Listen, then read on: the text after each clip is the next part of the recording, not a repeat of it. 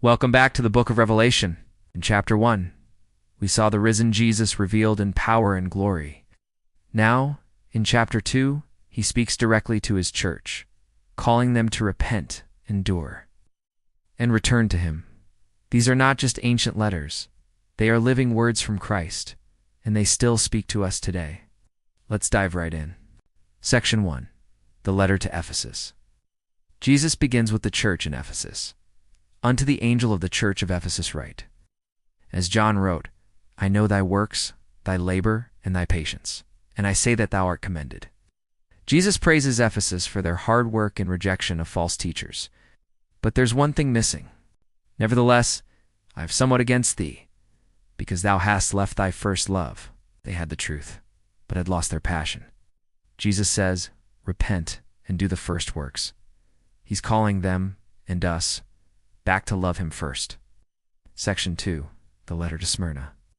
Next, Jesus speaks to the church in Smyrna.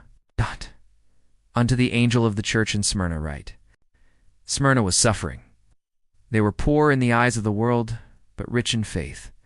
I know thy works, and tribulation, and poverty, and how thou art despised by them that are no better than thee, and that they have cast thee out of their synagogue. Jesus sees their pain.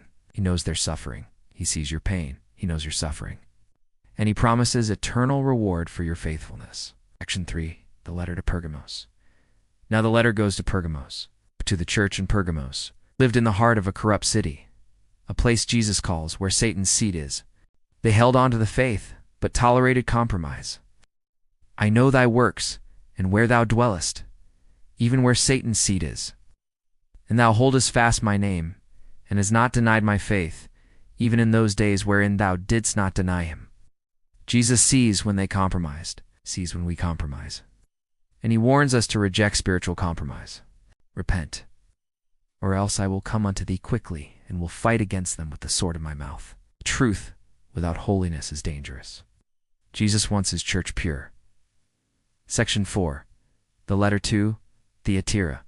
To the church in Thyatira, write. This church was full of love, faith, and service, but it had a serious problem. They tolerated a false prophetess, symbolized as Jezebel, who led people into sin.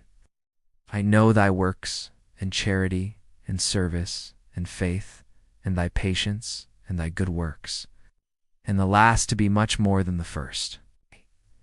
Jesus sees our good, he sees our bad, and he calls us to repent.